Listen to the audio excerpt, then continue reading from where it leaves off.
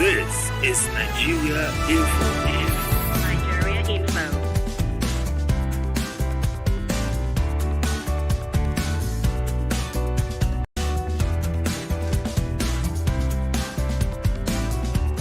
This is Nigeria Info.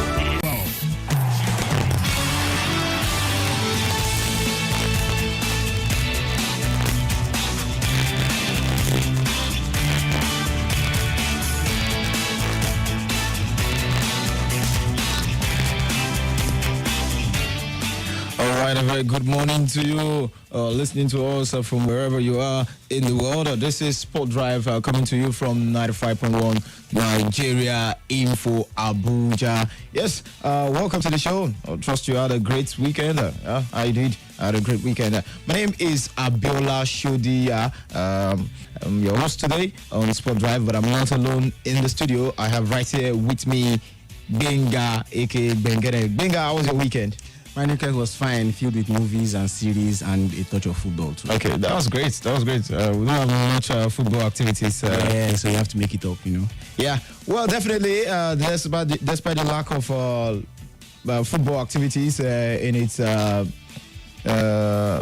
numbers, but I can tell you that we had some very eye-catching sporting moments all around the world. Out there in Stockholm, in Sweden, Nigeria's golden girl in the track and field event, talking about Oluwatobiloba Amuso, did great, winning a race in the Diamond League, right there, a first Diamond League victory of the season. It was a windy one on a cold night, just like they say on a wet, windy night in Stoke. Yeah, exactly. It was a cold night, a windy night in Stockholm, but she came through, even though she admitted that it was not an easy feat for her achieving that. It's been a very, very topsy-turvy season for her so far, but she was quite delighted with the victory. She clocked 12.52 seconds to win the race on a slippery track right there.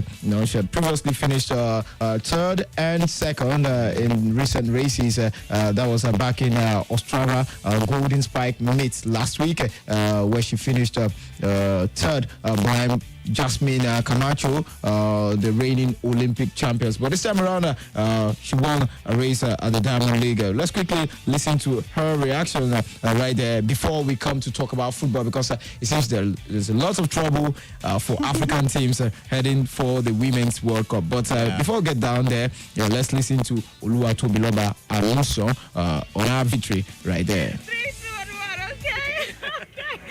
I mean, I'm just thankful to be out here competing healthy, and just the season started off really rocky, and I'm excited to be getting into the races, leading into Budapest. Yeah. So you feel very consistent at the moment. I can see that your times are very much at a consistent level.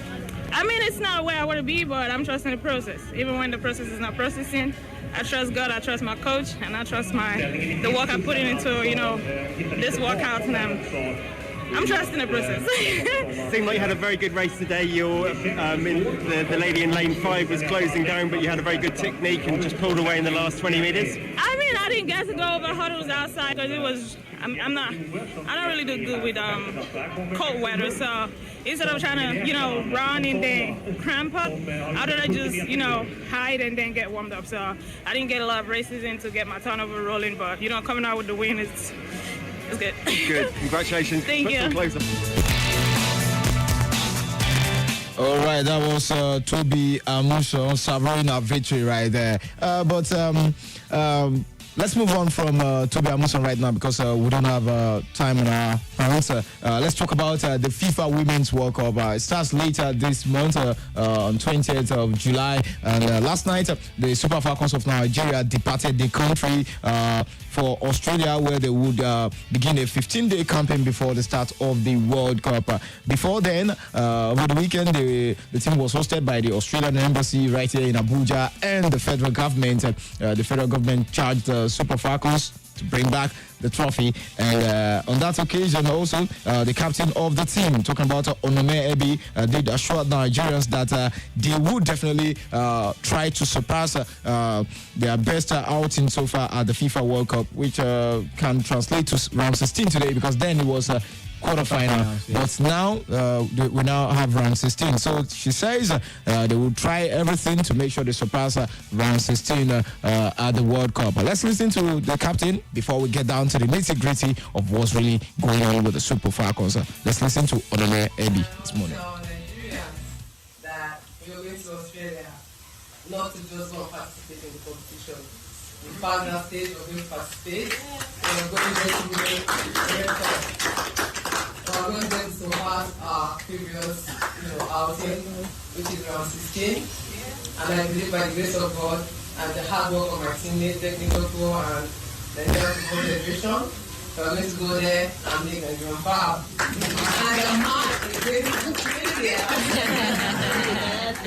the man is going to make it, we're going to respect them by playing them the best we can.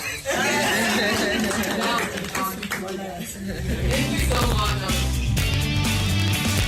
Okay, that was the captain of the Nigeria Super Falcons, Onome Ebi, right there, 40 years of age. She will be making her sixth appearance at the FIFA World Cup. But going up, there's been a whole lot, the coach didn't come down for the party. That's talking about Rowdy Waldrum over a couple of days ago. He accused the NFF Back and forth. of not preparing the team the way a World Cup bound team should prepare. And the NFF had to fire back and say, look, young man, you're just confused and all of that. And what does the future portend for the Super Falcons? Do you really see them going beyond the group stage? Because Nigeria is is in Group B alongside Australia, Republic of Ireland, and Canada. Canada reigning Olympics champions. So I'll just act like the typical Nigerian and say is in the hands of God for us to do anything, because you can't have that kind of back and forth between the coach and the NFF and expect to do anything good. And it's not just about the Nigerian football team that's talking about the Super Falcons. We have 4 African teams in the World Cup. Morocco, Zambia, Nigeria, South Africa. And only Nigeria have been to all of these tournaments since 1991. I think the current one is the 9th edition. Yes. You talked about tournament B since 2003. This is going to be our 6th. So talking about appearances, we already have that. I think South Africa and Gambia. South Africa were there in 2019. Yeah, second. That was their first appearance. Yeah. This is their second. They lost to Germany 3-0 in the group stage. They had a very shambolic out. They didn't even get any single point. They considered 8 goals. Nigeria, since 1999, that was the last time we did anything good. Got to the quarterfinals, but also lost to Brazil 4-3. So for all the Nigerian teams, they are going into these competitions as underdogs, as amateurs, and Nigeria, of course, as the best team from Africa to go there. Hopefully, what happened between Rowdy Waldrum and the NFF doesn't affect us, but we know it's not just about prayers. We have to get things right, and it starts from the preparation once they land. I'm sure they've landed already in Australia. No. I think they are bound to land by noon. Okay, by noon. Okay, they took off in the night. Yeah, yes. I remember. They took off in the night yesterday. So, yeah. But all in all, we hope for the best. And Rowdy Waldrum is going. Are you hoping for the best and expecting the worst? Of course. I mean, we have a coach who, like you said, didn't attend the gala night hosted by both the NFF and the Australian embassy in Nigeria. So he's definitely going there disgruntled. And somebody who is disgruntled doesn't do his job right. So it's only magic or prayer, like the Nigerian people would want to quote, that would help us go any distance. You're talking about the round of 16. Their best was the quarterfinal. So even if they pass the round of 16, they will still get to the quarterfinal, which they already did in 1999. So if there's going to be any best showing, it should be the semifinals, right? Well, as we try to look at what the future portends for the Super Falcons of Nigeria, for the Bayana African champions, reigning African champions, I must say, they also have in their own plots of drama right there, because there's been a standoff between the South Africa women's national team and the soccer federation in South Africa, that is SAFA, which boils down to money. Yes, money issues, and the players say the federation have not respected them enough. What happened was that yesterday, they had what should have been their sending off friendly match in South Africa against Botswana, and the players refused to play that game, and SAFA had to go get a makeup team, another team from nowhere to represent South Africa, of which the Bayana lost that game 5-0, with the players somewhere around the stadium clapping and singing and dancing and gyrating and doing their thing. Also, the South Africa Players Union have been involved. The president of the South Africa Players Union, Tulangayo Gushabwele, describes the situation, saying it boils down to the disagreement about money, and also calling on the federal government out there in South Africa not to let SAFA present a different team from the bunch of Bayana girls, because the Federation presented a different team that played the last friendly match yesterday. Let's quickly feel the pulse of what's really happening out there in South Africa before let's take a look at what the fate of South Africa might be at the moment. Right there. So these are some of the things we'll be taking a look at very shortly. They are fighting for their rights. SAFA dismissed them at 10:30. But by 12:30, they were in the field. And the only reason is because SAFA doesn't want to include money into their contracts. And we must fight for the rights of these players. We have already informed the minister and everybody. So this must go to the nation and we must run and reject that team that's been assembled by Tenny Jordan that will be playing today at Sakai. Because the real team is here. Rejects that team that's been assembled somewhere else. This is the main team. Benga, South Africa finds itself in Group G. They'll play Sweden, Italy, and Argentina. Relatively easy group, if you ask me. But with this, the African champions, what do you think? What do you think? So, regardless of precedents, we know, yes, they are almost newbies. They've been here in 2018, but they need to, first of all, get out of their group. Their last showing was 3 losses in 3 games. That's really bad. You can take it back to, was it the first FIFA World Cup in South Africa? Was it Germany or who? That was 2010. 2010, where there was a team that didn't get a single point in all games. So we've seen that happen over time in the World Cup. But this time around, it shouldn't be so, especially for the African champions, because they are going there literally as the best African team. So they should get off their group against Italy, Sweden, and Argentina, who I think are not really powerhouses when it comes to female football. Yeah, it's the likes of Brazil, England, Canada that you talk about, and USA, for example. So it's a pretty easy group for them, easier than Nigeria's group. They are going into the World Cup, with a divided house, really. The same as Super Falcons. See, if there's anything I understand about the African system, we really do not pay attention to details or process. We only care about end results. So if the fight between coaches and the NFF is a thing, I don't think if the players want to play, that will affect them. So you mean down to the players. The Bayana players can go out there. They can go out there and do their billings, and then we'll come back and dry our dirty linen in the public. But for the World Cup, I think we should not focus only on the disagreements, but more on the players that are going there, for example. At least one positive is that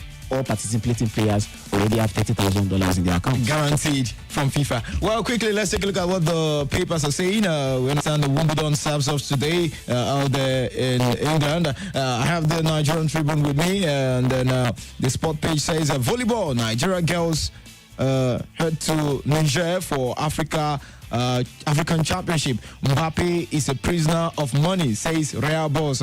Wakama named the Tigers head coach. Ajax rejects Hojlund's offer. That's from Man U, I guess. Nigeria plays 5th at African Beach Games.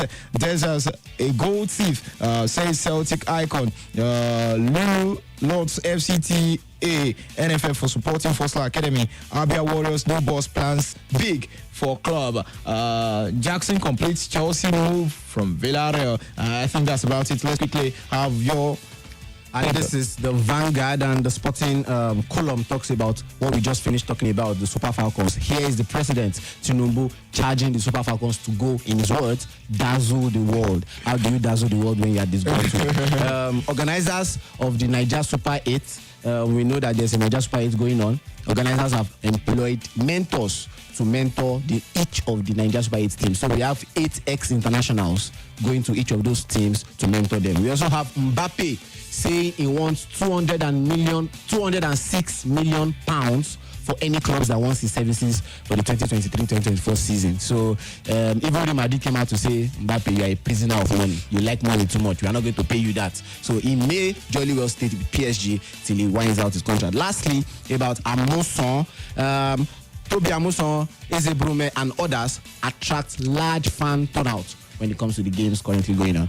Okay, ladies and gentlemen, this is where we call it a wrap on Sport Drive today. Hopefully you've enjoyed every bit of the show today, but we'll leave you in the hands of LFEZ.